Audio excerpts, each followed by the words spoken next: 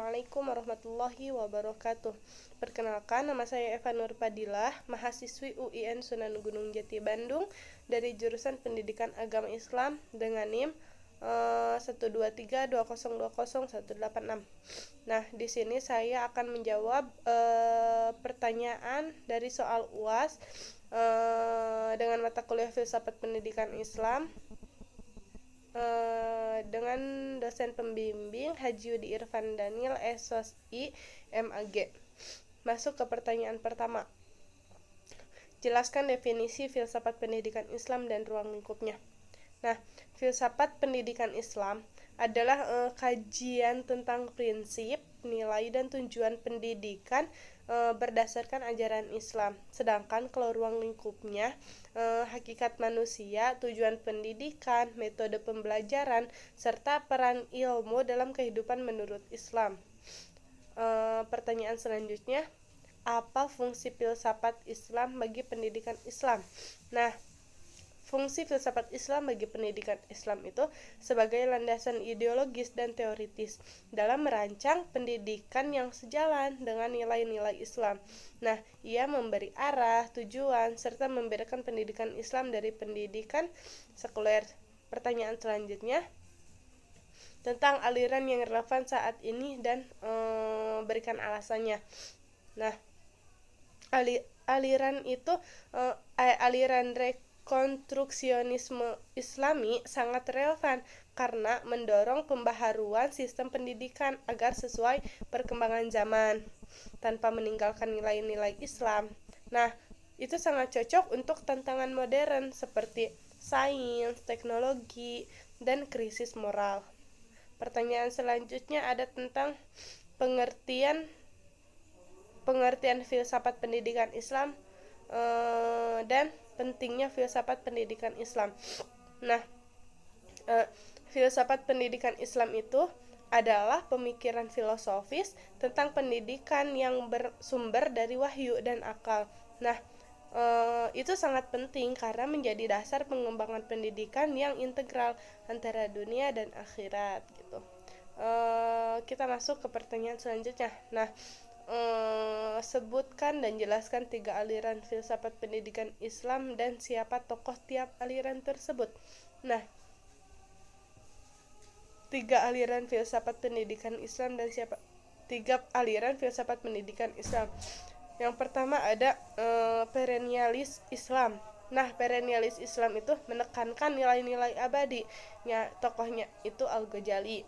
Lalu ada esensialis Islam. Nah, esensialis Islam itu fokus pada inti ajaran Islam.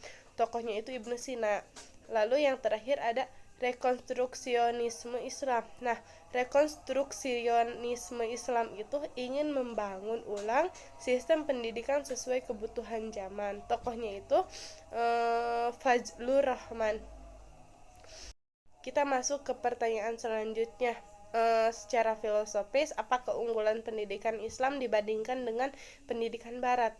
Nah, pendidikan Islam itu bersifat holistik. Nah, mencakup aspek rohani, moral, dan intelektual, berbeda dari Barat yang cenderung sekuler dan materialistik. Nah, seperti itu. Kita masuk ke pertanyaan selanjutnya lagi tentang pandangan tentang integrasi agama dan sains. Nah, integrasi adalah keharusan dalam Islam. Tidak ada dikotomi antara agama dan sains. Nah, keduanya itu saling melengkapi untuk membentuk manusia yang utuh secara spiritual dan rasional gitu. Lalu pertanyaan selanjutnya itu tentang posisi Tuhan dalam pendidikan Islam. Nah, posisi Tuhan dalam pendidikan Islam. Nah, Tuhan itu Allah Subhanahu wa taala adalah pusat dan tujuan utama pendidikan. Segala ilmu diarahkan untuk mengenal dan mendekat kepadanya, seperti itu. Lalu ada tentang apa pandangan kamu tentang alam dan kaitannya dengan pendidikan Islam. Di sini membahas tentang pandangan membahas pandangan tentang alam dan kaitannya dengan pendidikan Islam. Nah, alam adalah ayat atau tanda kebesaran Allah Subhanahu wa taala. Nah, pendidikan Islam itu harus membimbing manusia agar mempelajari, menjaga dan memanfaatkannya secara bertanggung jawab gitu. Lalu ada tentang hakikat dan karakter pendidikan. Nah, pendidikan adalah murabi. Murabi itu yaitu pembina.